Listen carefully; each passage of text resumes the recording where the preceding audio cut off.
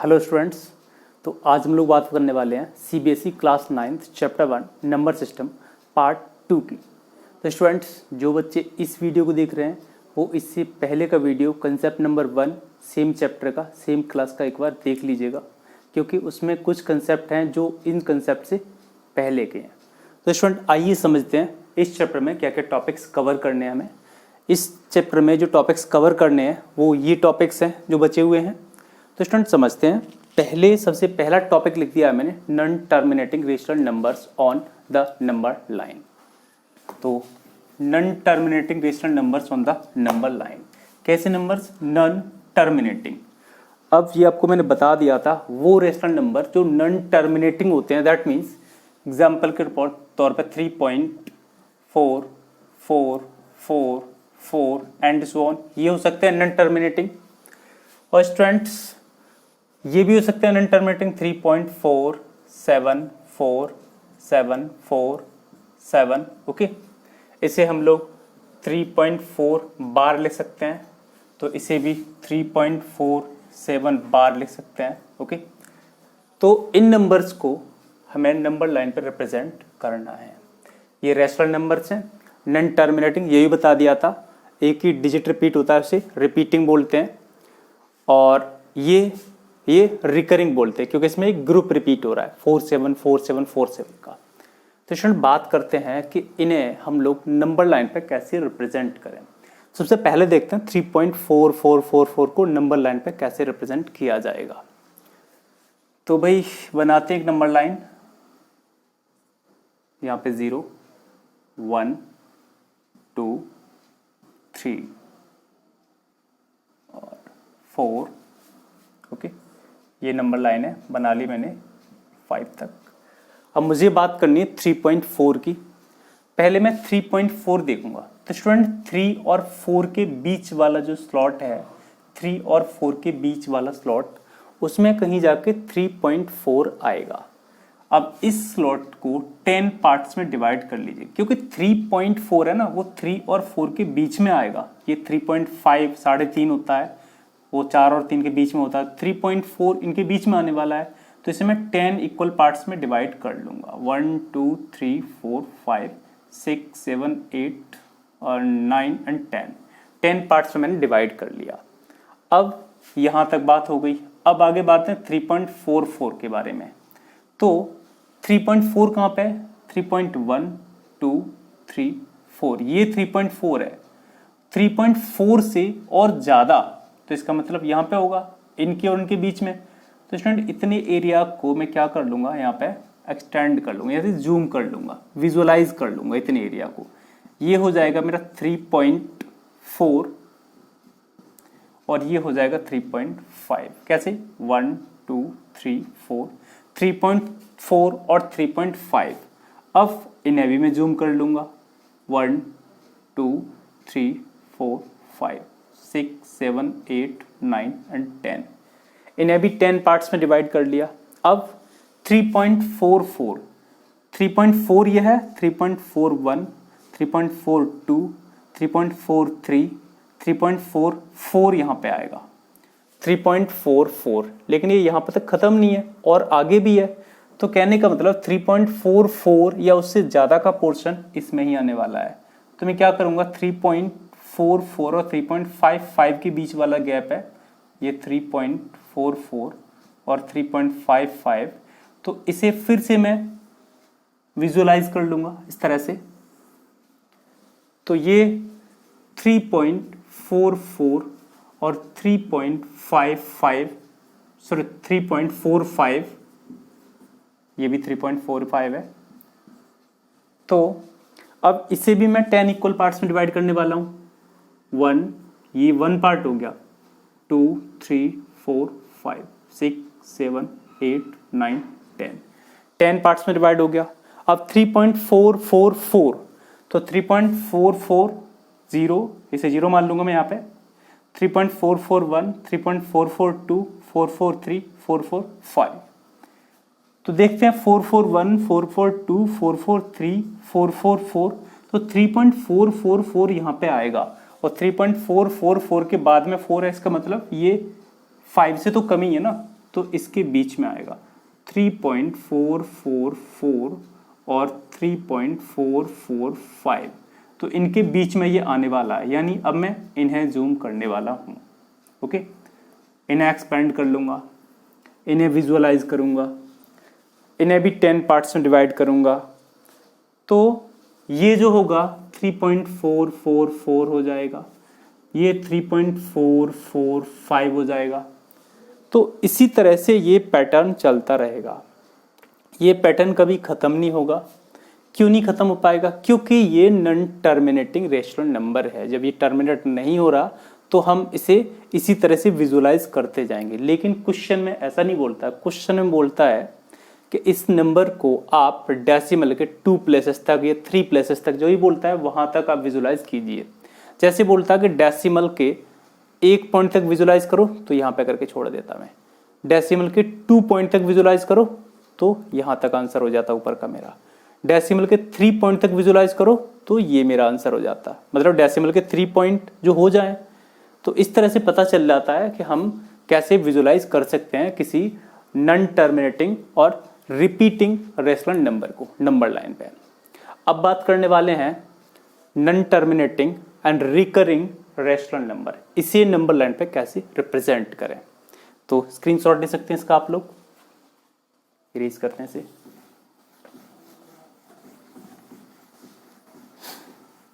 तो आगे देखते हैं। नेक्स्ट नंबर मैंने लिखा है 3.474747, इसी नंबर लाइन पर रिप्रेजेंट करूंगा मैं, एक नंबर लाइन बनाऊंगा मैं। ओके, तो यहाँ पे 0 1 2 3 4 5 6 इनफ। अब आपको देखना है कि ये 3.4 कहाँ पे होना चाहिए भाई। 3.4 3 और 4 के बीच में होना चाहिए। 3 पॉइंट समथिंग है, 3 डेसिमल समथिंग, इसका मतलब ये 3 और 4 के बीच का नंबर है। 3 से ज़्यादा 4 से कम है, तो 3 और 4 के बीच का जो गैप है उसमें ये नंबर आने वाला है। तो 3.4 इसमें देखो पहले कहाँ है, 3.4, तो इसे ऑब्वियसली 10 पार्ट्स में डिवाइड करना पड़ेगा, तब 3.1 3.2 3.3 3.4 पता चल पाएगा। तो भाई 1 2 3 4 5 6 7 8 9 10 पार्ट्स में डिवाइड कर लिया मैंने। अब मुझे 3.4 देखना है, तो 1 2, ये 3.0 है, 3.0 3.1 3.2 3.3 3.4। अब 3.4 के कुछ आगे है, तो 3.4 और 3.5 के बीच में ये नंबर आएगा। ये 3.4 है, ये 3.5 है, तो इसे भी मैं क्या कर लूँगा, यहाँ पे जूम कर लूँगा। ओके, ये मिला मुझे 3.4 और ये 3.5। अब आप देख रहे होगे इसमें 3.5 कहाँ से आ गए, तो 3.4 तक ही था, 47 था। एक्चुअल में 3.5 इसके जस्ट बाद आने वाला जो नंबर है वो है, मतलब इससे पहले आएगा ये और इसके जस्ट बाद में आएगा। ये वो नंबर्स हैं जिनके बीच में ये नंबर आने वाला है। अब इसे भी 10 पार्ट्स में डिवाइड करना है मुझे, 1 2 3 4 5 6 7 8 9 10। अब मुझे देखना 3.47 4 1 2 3 4 5 6 7 3.7। अब 3.7 ये है, तो ऑब्वियसली बाकी क्वेश्चंस की तरह एक ज़्यादा नंबर लिया जाएगा, यानी 3.7 और 3.8 के बीच में ये नंबर आने वाला है। क्योंकि 3.47 के आगे जो भी होगा, मतलब 3.47 3.48 इसके जस्ट बाद वाला होगा, तो इनके बीच में ये नंबर आने वाला है 3.47 और 3.478 के बारे में, 3.8 के बारे में। तो आगे स्टूडेंट देखते हैं। अब मैं इसे विजुअलाइज करूंगा, बट ये कितना नंबर है, 3.47 3.48, 3.47 एंड 3.48। इसी विजुअलाइज करूं मैं अगर जो, तो 1 2 3 4 5 6 7 8 9 10, ये ज़्यादा हो गया, फिर से कर लेते हैं एक बार। 1 2 3 4 5 6 7 8 9 10 पार्ट्स में डिवाइड हो गया। ये इक्वल पार्ट्स होते हैं, अभी तो स्केल नहीं मेरे पास, तो मैं हाथ से रेंडमली बना रहा हूँ ऐसे ही। तो अब 3.47 के बाद फिर से 4 है, 3.471 472 473 474, ये आ गया 3.474।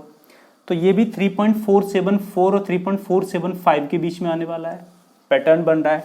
तो अब की बार इसमें जूम कर लूँगा मैं, तो स्टूडेंट इसी तरह से जूम करते जाते हैं हम लोग और नंबर को शो करते जाते हैं। तो ये भी कंप्लीटली वैसे हम लोग नंबर लाइन पर नहीं रिप्रेजेंट कर सकते, बट ये कह रहा है कि represent it up to 2 decimal places या 3 डेसिमल प्लेसेस, वो अपने अकॉर्डिंग कर सकते हैं, मतलब वहीं तक। जैसे कि इसमें कह रहा है कि डेसिमल के 2 + 3.47 तक, तो 3.47 छोड़ दो यहाँ पे, तो एक 4 और एक 7 यहाँ तक ये रिप्रेजेंट हो जाएगा। ओके, पता चल पाएगा हमें। तो इसी तरह से करते हैं, इसमें जितने डेसिमल की बात करता है उतने पैटर्न तक हम लोग छोड़ देते हैं और वो रिप्रेजेंट हो जाता है। तो अब हम लोग बात करने वाले हैं irrational numbers on number line. Number line पे इरेशनल नंबर्स को कैसे रिप्रेजेंट करें। तो स्टूडेंट्स, इरेशनल नंबर्स के बारे में फर्स्ट वीडियो मैंने ऑलरेडी बता दिया है कि the numbers which can not be represent in the p/q form are said to be irrational numbers and also the irrational numbers neither terminating, non recurring और repeating. Okay, इसके बारे में पता है आपको कि इन्हें p/q की फॉर्म में नहीं कर सकते हैं हम लोग, और non terminating, non recurring decimal होता है इनका। तो ये टॉपिक कवर कर लिया है, इसकी बात कर रहे हैं irrational numbers on number line. तो इरेशनल नंबर्स में सबसे पहले मैं √x को मैं करूंगा। जो स्क्वायर रूट वाले इरेशनल नंबर्स हैं उन्हें नंबर लाइन पे कैसे रिप्रेजेंट करें, इसके लिए √x का एग्जांपल ले रहा हूं। तो इस पर बहुत अच्छे से ध्यान देना आप लोग, ये बहुत अच्छा टॉपिक है, अभी आ भी जाता है एग्जाम में कि √x को ही रिप्रेजेंट करो। तो कैसे करें √x को नंबर लाइन पर रिप्रेजेंट। तो इसके लिए स्टूडेंट्स कुछ स्टेप्स हैं, उन स्टेप्स को फॉलो करना पड़ेगा। पहले मेरे पास साथ एक बार देख लीजिए बहुत अच्छे से कि √x को कैसे करें। क्वेश्चन आएगा represent √x on the number line, number line. तो इसके लिए सबसे पहले हम लोग एक नंबर लाइन बनाएंगे। नंबर लाइन होगी हमारी 0, 1, 2, 3, 4, इस तरह से नंबर्स होते हैं नंबर लाइन पे।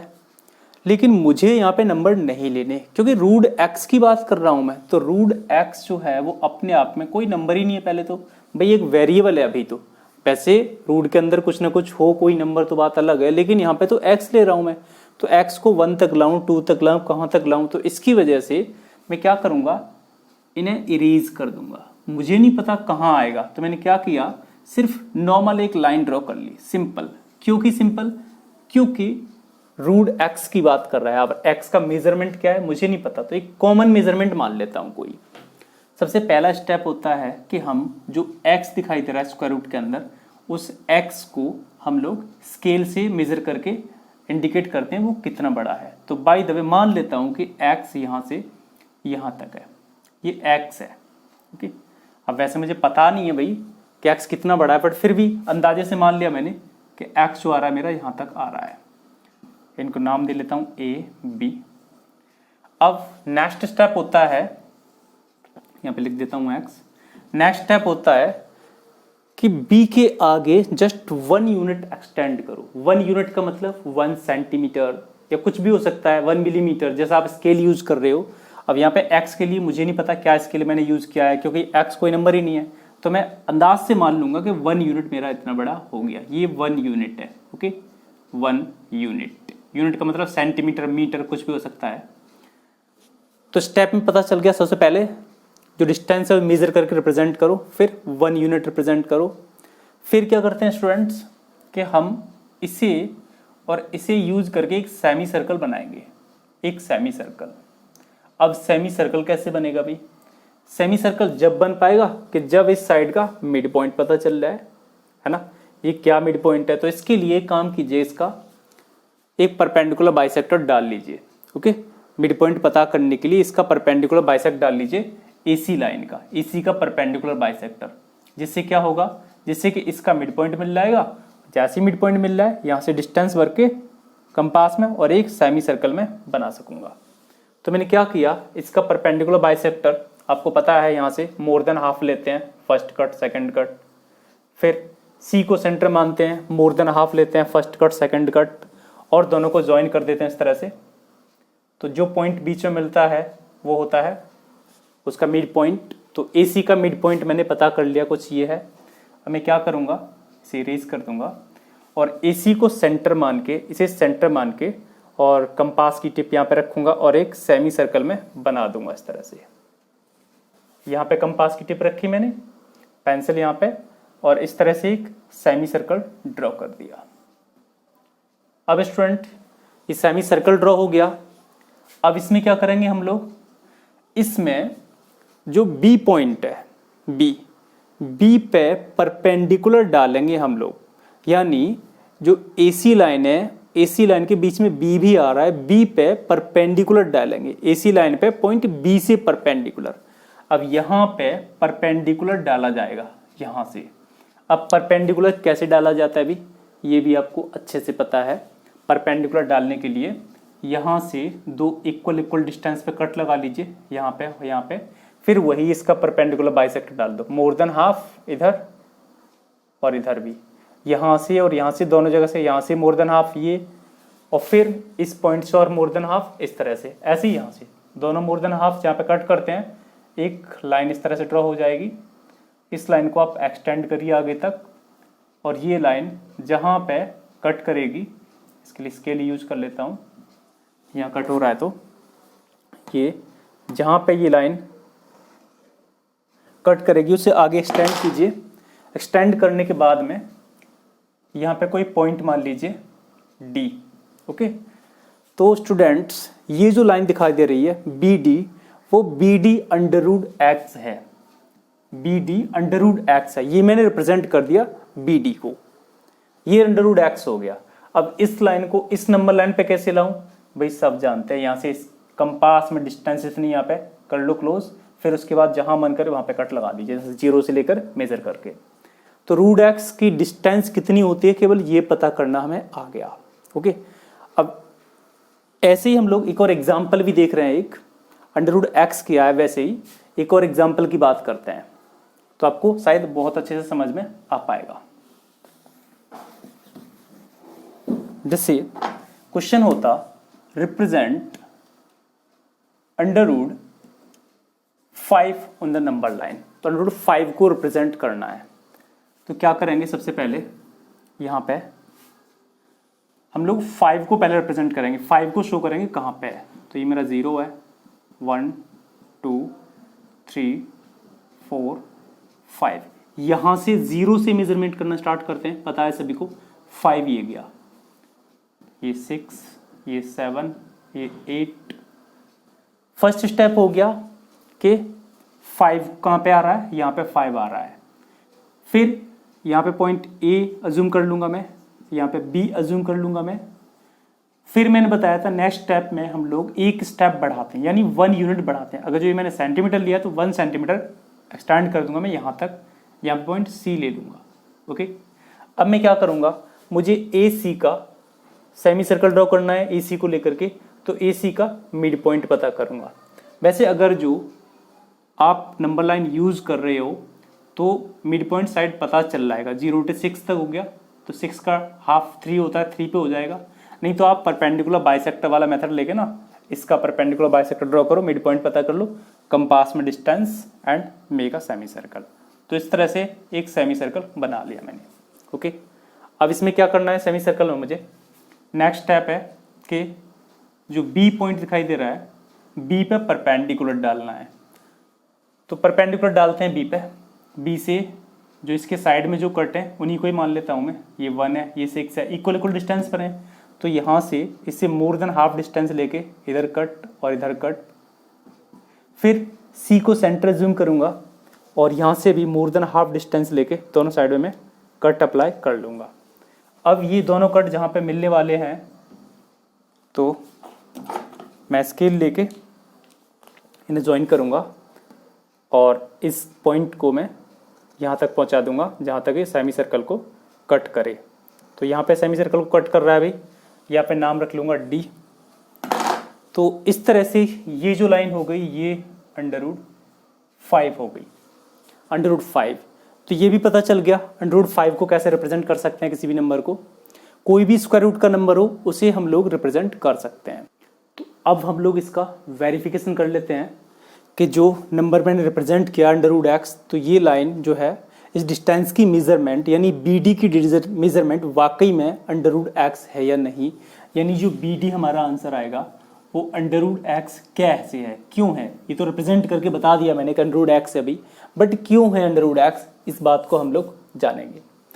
तो इसके लिए इसे तो इरेज कर देता हूँ मैं, क्योंकि ये मुझे निकालनी है कितनी आएगी। हम लोग कंस्ट्रक्शन के लिए जो इसका मिड पॉइंट है AC का, उसे ज्वाइन कर देंगे D से। तो मैंने ज्वाइन कर दिया, एक ट्रायंगल बन गया DAO। ये परपेंडिकुलर है ये वाली लाइन, तो ऑब्वियसली 90 बनाएगा। तो बस इस ट्रायंगल में पाइथागोरस लगाओ और आपका आंसर आ जाएगा। बट ट्रायंगल में जो इसकी साइड्स की बात कर लेते हैं, कौन सी साइड मुझे पता होनी चाहिए। तो सबसे पहले तो आप बताओगे मुझे OD कितनी होनी चाहिए। भाई OD है सर्कल की रेडियस, सेमी सर्कल की रेडियस, तो OD, OC, OA ये सारी इक्वल होगी। OD = OC = OA, क्यों? ये है radii of semi circle, semi circle की रेडियस है तो तीनों, तो इसकी वजह से ये इक्वल होंगी। अब होगी कितनी भाई, टोटल डिस्टेंस है ना यहाँ तक की, इसका सेमी सर्कल का डायमीटर हो गया, इसकी आधी होती है रेडियस। तो कहने का मतलब OD जो हो जाएगी, OD, OC या OA ये सारी AC की हाफ हो जाएंगी। तो सीधा मैं ये ले सकता हूँ कि OD = AC का हाफ। अच्छा, अब AC कितना है, AC है मेरा x यहाँ तक है, 1 यहाँ तक है, यानी x + 1/2 OD मिल गया। ओके, एक साइड मुझे कंफर्म मिल चुकी, ये साइड मिल गई मुझे OD। ठीक है भाई, ये निकालनी है। अब मैं OB की बात करता हूँ, OB कितनी है, OB कैसे निकले। देखो, आपको पता चल रहा है कि या तो OB निकालने के लिए OC से 1 माइनस कर दो। भाई OC जितनी आई है ना उससे 1 माइनस कर दो। OC है OD के इक्वल, वैसे दिखाई दे रहा है, मुझे ये निकालनी है ये OB। तो OB निकालने की टोटल OC से, मतलब इतनी डिस्टेंस है, और BC माइनस कर दूं इतनी, अगर जो माइनस कर दूं तो क्या बच जाएगी, ये बच जाएगी जो मुझे चाहिए OB। तो OB के लिए OC से मैं BC माइनस कर दूंगा। ओके, तो मैं क्या लिखूंगा, OB = OC माइनस BC। अब OB = OC कितनी है भाई, OC तो रेडियस है, तो ये OD के इक्वल होगी, तो ये भी x + 1/2 होनी चाहिए माइनस। अब BC कितनी है, BC हमें पता है 1 है, इसके नीचे 1 मानूंगा, एलसीएम लूंगा, तो OB = हो जाएगा ये x + 1 - 2/2, तो OB निकलेगा x - 1/2 OB। तो ये साइड भी आ गई, ये साइड आ गई, ये साइड आ गई, ये निकालनी है। अब मैं पाइथागोरस अप्लाई करूंगा। Okay, now by using Pythagoras theorem, using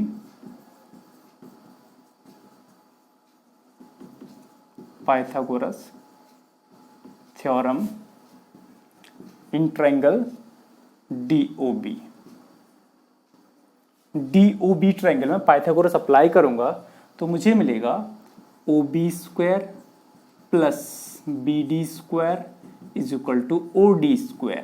मुझे BD निकालना है, तो BD² = OD² - OB²।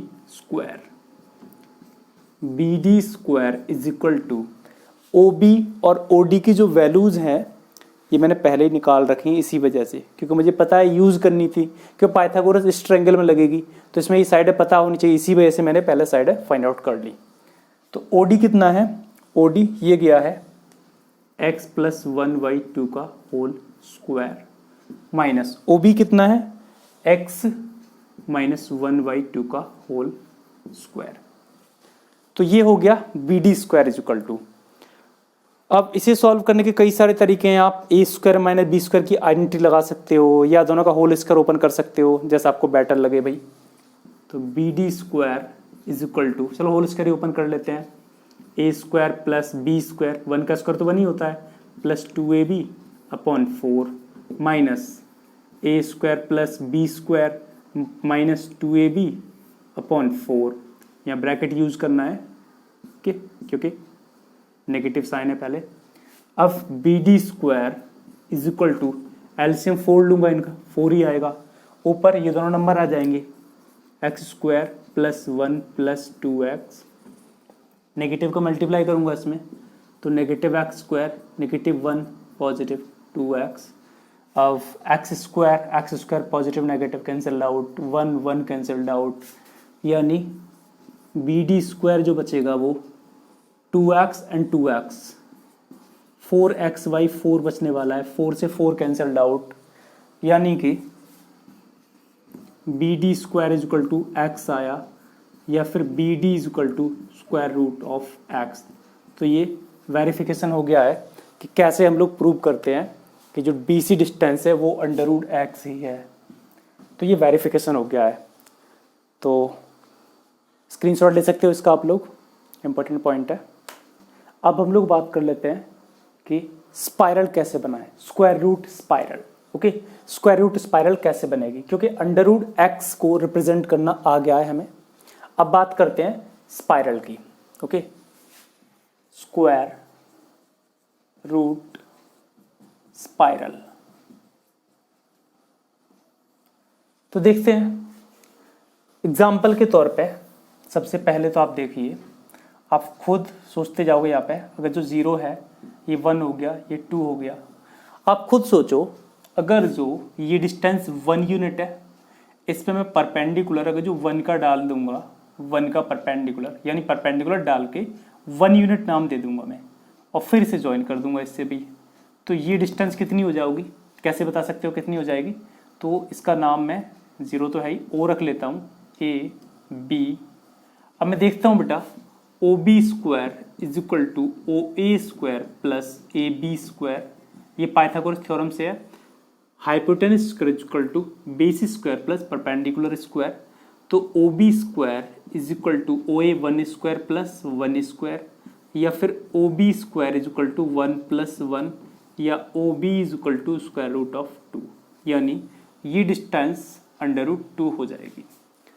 तो जैसे ये मैंने एक स्टेप सॉल्व किया है, ऐसे ही हम लोग बहुत सारे स्टेप्स में यूज करने वाले हैं जिससे कि स्पाइरल बन पाएगी हमारी। तो देखते हैं कैसे बनाए स्पाइरल। ये तो एक एग्जांपल बताया कि इस तरह से सारे जो स्पाइरल बनाने के जो तरीके हैं वो सब ऐसे ही है, सब में यही यूज होना है। अब देखते हैं कैसे। तो यही मैं रिपीट कर रहा हूँ, फर्स्ट वाला यहाँ से कि नंबर लाइन एक ड्रॉ कर लूँगा मैं, 0 है और ये 1, ये 2, 3 इनफ। तो सबसे पहले मैं 1 पे परपेंडिकुलर डालूंगा। 1 पे परपेंडिकुलर कैसे डालते हैं ये आपको पता होना चाहिए कि किसी भी नंबर पे, चलो ये बता देता हूँ, वैसे पता होना चाहिए आपको। यहाँ बाय द वे परपेंडिकुलर डालना है मुझे, वैसे पता होना चाहिए लेकिन फिर भी नॉलेज के तौर पे परपेंडिकुलर डालना है मुझे। तो ये क्या करूँगा, यहाँ से मैं कंपास से इक्वल डिस्टेंस पे कट लगा लूँगा दोनों साइड पे। ये कट इक्वल डिस्टेंस पर है यहाँ से। फिर मैं क्या करूँगा, यहाँ पे कंपास की टिप रखूँगा, सेंटर मानूंगा, मोर देन हाफ डिस्टेंस भरूँगा, यहाँ पे कट, यहाँ पे कट। फिर जो नेक्स्ट पॉइंट है इसे सेंटर मानूंगा और कंपास में वही डिस्टेंस भरूँगा जो कि पहले भरी थी, ये डिस्टेंस और ये डिस्टेंस, और मैं यहाँ पे क्या करूँगा, इन्हें ज्वाइन कर दूंगा इस तरह से। तो ये जो हो गया ये परपेंडिकुलर हो जाएगा इस पे। ओके, अब हम लोग जो 0 1 2 3 है तो 1 पे परपेंडिकुलर डालेंगे। तो ये परपेंडिकुलर डालने का यही वे यूज करना है सभी को। तो यहाँ पे परपेंडिकुलर डाल लिया मैंने ये, और डिस्टेंस ये 1 है, ये भी 1 यूनिट अज्यूम करूँगा मैं, और इस पॉइंट को ज्वाइन कर दूंगा इसमें। कि नाम भी डाल सकता हूँ, ए, इसका नाम ओ ही मान लीजिए, ओ ए, और इसका बी, और मैं ज्वाइन कर दूंगा इसे इस तरह से। ये अंडर रूट 2 हो गया। अब बात करते हैं अंडर रूट 3 की, क्योंकि स्पाइरल जो होते हैं, स्पाइरल में, स्क्वायर रूट स्पाइरल में यही आते हैं, 1 आता है, अंडर रूट 2 आता है, अंडर रूट 3, अंडर रूट 4, यहाँ भी अंडर रूट लगा देता हूँ, और अंडर रूट 5, इस तरह से नंबर्स आते जाते हैं। ओके, तो ये जो होता है अंडर रूट 1 होता है, क्योंकि 1 का स्क्वायर रूट 1 ही होता है। ये स्क्वायर रूट 1 अगर जो लिख दूँ मैं, पैटर्न बन जाएगा, पता चल पाए आपको, क्योंकि इसका मतलब ही 1 ही होता है। अब जो 2 है, ये अंडर रूट 2, इसकी लाइन बी पे कट कर रही है, तो बी पे मैं क्या करूँगा, यहाँ एक परपेंडिकुलर डालूंगा, इस लाइन को एक्सटेंड करूँगा मैं, और यहाँ से वही इक्वल डिस्टेंस लेके यहाँ पे परपेंडिकुलर डालूंगा एक 1 यूनिट का। तो ये 1 यूनिट का परपेंडिकुलर हो गया, और इसका जो 1 यूनिट जहाँ पे फिनिश होगा वहाँ पे मैं फिर ओ से ज्वाइन कर दूंगा इस तरह से। तो मैंने ये ज्वाइन कर दिया, तो ये जो मिलने वाला है ये अंडर रूट 4 मिलने वाला है। इसकी वैल्यू 2 होती है, पता होनी चाहिए हमें। अंडर रूट 4 हो जाएगा। अगर जो मैं क्या करूँगा, इस लाइन को और थोड़ा एक्सटेंड करके, अगर जो ये पॉइंट है सी, यहाँ पे परपेंडिकुलर डालूंगा मैं लाइक दिस, इस तरह से कुछ, और ये भी 1 यूनिट का परपेंडिकुलर मैं डालूंगा, और इसका एंड यहाँ पे ख़त्म होगा, इसका नाम डी रख लूँगा मैं। तो डी को भी ओ से ज्वाइन कर दूंगा, ये इस लाइन को और एक्सटेंड कर लूँगा, ये अंडर रूट 5 हो जाएगा। ये 1 है, 1 यूनिट, तो मैं क्या करूँगा, यहाँ पे इसका 1 यूनिट डी पे कट कर रहा है, डी पे एक और परपेंडिकुलर डालूंगा मैं 1 यूनिट का, ये 1 यूनिट हो गया, और ये ई तक एंड होगा 1 यूनिट, और इसे भी ओ से ज्वाइन कर दूंगा। तो इस तरह से आपकी ये स्क्वायर रूट स्पाइरल बन के हो जाती है तैयार। ये रूट 6 तक बनाई है मैंने, आप लोग बना सकते हो, बहुत लोग बना सकते हो, और ज़्यादा भी, रूट 16 17 तक, जहाँ तक आप चाहो। तो इस तरह से बनती है, यानी सब में पाइथागोरस थ्योरम का यूज हो रहा है। एक ट्रायंगल लेके पता कर लेते हैं कि वाकई में, जैसे कि ये रूट 5 है तो क्यों रूट 5 है, ये रूट 6 है तो रूट 6 है भी या नहीं है, क्यों है भाई। ये ट्रायंगल परपेंडिकुलर डाला है मैंने इस पर, तो ऑब्वियसली ये 90 होना चाहिए। ये परपेंडिकुलर हो गया, ये बेस हो गया, ये हाइपोटेनस हो गया, तो देखता हूँ ये रूट 6 निकलेगा कि नहीं भाई। दिस स्क्वायर यानी O E square is equal to O D square plus D E square, यही होता है। तो O E square is equal to O D जो दिखाई दे रहा है स्क्वायर रूट 5 इसका स्क्वायर प्लस डी ई 1 का स्क्वायर। तो O E square is equal to square root का स्क्वायर 5 ही होता है, स्क्वायर रूट 5 का प्लस 1, या O E is equal to square root of 6। तो ये पता चल गया। इस तरह से सभी का वेरिफिकेशन भी हो सकता है। तो हमें स्क्वायर रूट स्पाइरल बनाना भी आ चुका।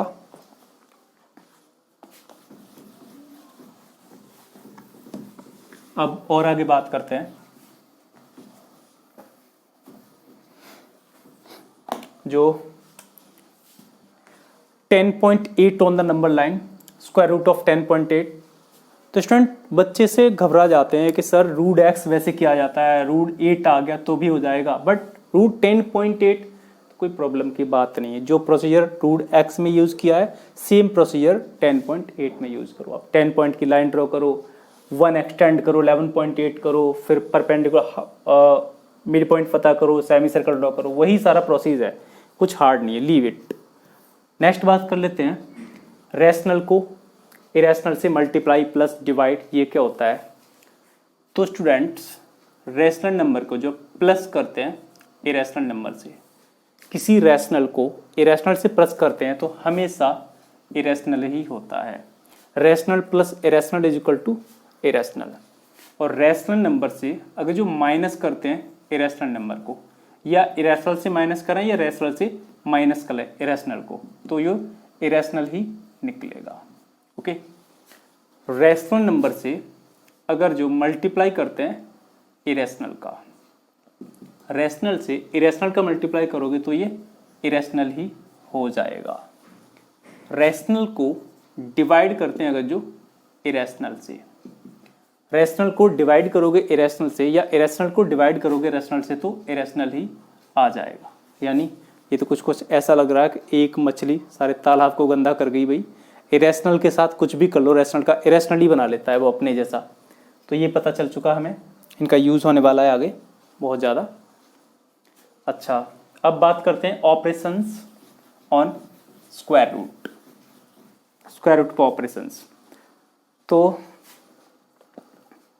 Root A plus under root B, इसका मल्टीप्लाई अगर जो करता हूँ मैं अंडर रूट सी से, तो कैसे होता है मल्टीप्लाई इनका अंडर रूट सी से अंडर रूट ए में करूँगा तो ये हो जाएगा अंडर रूट ए सी, प्लस अंडर रूट सी का अंडर रूट बी में करूँगा तो under root C B.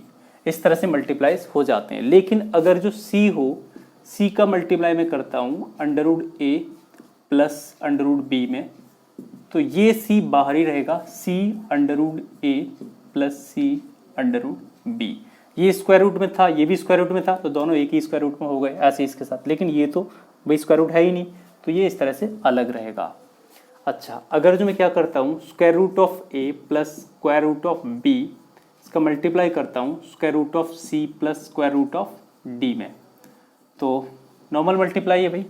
Square root of ए का स्क्वायर रूट ऑफ सी में करेंगे तो square root of A C, plus A का डी में करूँगा तो square root of A D, plus अब बी पे आ जाओ, बी का मल्टीप्लाई सी में करूँगा तो square root of B C, plus B का जब डी में करूँगा तो ये बी डी। इस तरह से मल्टीप्लाइज इनके भी हो जाते हैं। अब और बात कर लेते हैं कि अगर जो under root A minus under root B है, सेकेंड ब्रैकेट में under root A plus under root B है, तो ये आपको पता है आइडेंटिटी बन रही है root A minus root B, root A plus root B, यानी A square minus B square की फर्स्ट ब्रैकेट में एक्स माइनस वाई हो, एक्स प्लस वाई हो तो X square minus Y square. तो similarly root A square minus root B square, यानी इसका answer हो जाएगा ए माइनस बी। ओके, अगर जो मुझे अंडर रूट ए प्लस या माइनस जो भी है अंडर रूट बी का होल स्क्वायर करना पड़े तो सेम हो जाएगा A square plus under root B square plus 2 into under root A into under root B. तो ये हो जाएगा a plus B plus 2, square root के अंदर है दोनों, मल्टीप्लाई का केस है, अंडर रूट ए बी हो जाएगा। तो इनके ऊपर कुछ क्वेश्चंस हैं वो हमें करने हैं, आगे हम लोग कर सकते हैं इजीली, कोई हार्ड भी नहीं है बहुत ज़्यादा। तो इरेज करते हैं इसे भी। नेक्स्ट आ रहा है लॉ ऑफ एक्सपोनेंट। तो लॉज ऑफ एक्सपोनेंट में देख लेते हैं। तो सबसे पहले मैं आपको बता दूं स्टूडेंट्स, लॉज ऑफ एक्सपोनेंट्स में जो बेसिक लॉज हैं class I think 7th 8th में जो आते हैं वो पता होना चाहिए हमें। सेम बेस वाले, सेम पावर वाले क्या क्या केस होते हैं। जैसे कि स्टूडेंट्स ब्रैकेट्स के अंदर जो लिखा होता है इसे हम लोग बेस बोलते हैं, और जो ऊपर नंबर लिखा होता है इसे हम लोग पावर बोलते हैं। ओके, या एक्सपोनेंट बोलते हैं, पावर या फिर एक्सपोनेंट। तो जैसे अगर जो ये a है base raise to m multiply a raise to n, ये स्टूडेंट केस है base same and power different का।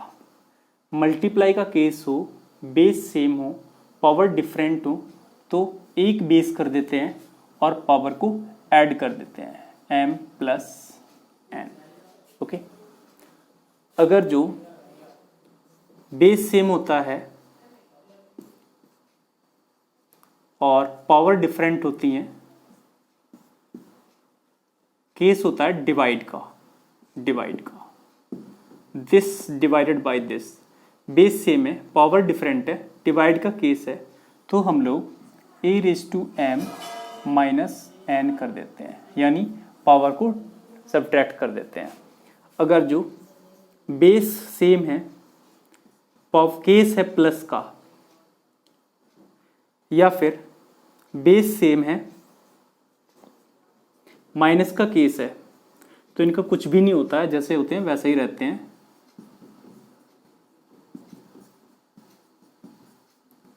ये प्लस और माइनस के लिए ही यूज किए जाते हैं। बाकी बच्चे कंफ्यूज हो जाते हैं कि भाई सर प्लस में और माइनस में तो बताया नहीं आपने, डिवाइड मल्टीप्लाई में बता दिया है। तो बता दूं, इन दोनों का सेम ही रहता है, कोई फ़र्क नहीं पड़ता है। अच्छा, अब बात करते हैं, अगर जो अंडर रूट ए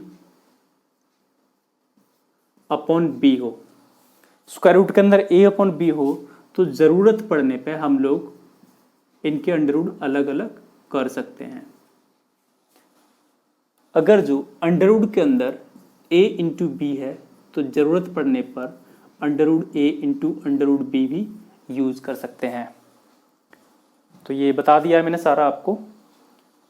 और बाकी हम लोग बात करते हैं कुछ चीज़ें, जैसे अंडर रूट ए है, ये बहुत काम की चीज़ है। स्क्वायर रूट होता है, स्क्वायर रूट का मतलब होता है इसकी पावर 1/2। ये हिडन रहता है यहाँ पे, स्क्वायर रूट ऑफ ए, ये 2 यहाँ पे, तो अंडर रूट ए का मतलब ए की पावर 1/2 होता है। ऐसे ही अगर जो क्यूब रूट ऑफ ए लिखा हुआ है, क्यूब रूट ऑफ ए, इसका मतलब a⁻1/3 होता है। अगर जो फोर्थ रूट ऑफ ए लिखा हुआ है, ये फोर्थ रूट ऑफ ए, इसका मतलब a⁻1/4 होता है। इसी तरह से अगर जो कुछ भी हो सकता है, यहाँ पे अगर जो 35th रूट ऑफ ए लिखा हुआ है तो a⁻1/35 होता है।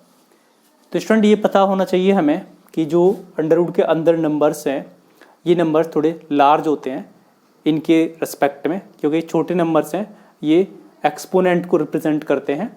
तो इसकी वजह से क्या करते हैं, हम एक्सपोनेंट को ऐसे शो कर सकते हैं।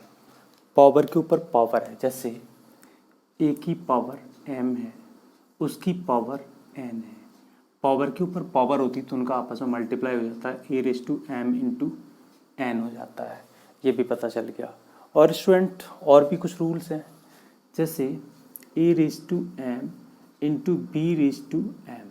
बेस डिफरेंट है, पावर सेम है, तो a⁻b⁻m हो सकती है। ये सारी ज़रूरत के अकॉर्डिंग हम लोग करते हैं। और साथ ही a⁻b⁻m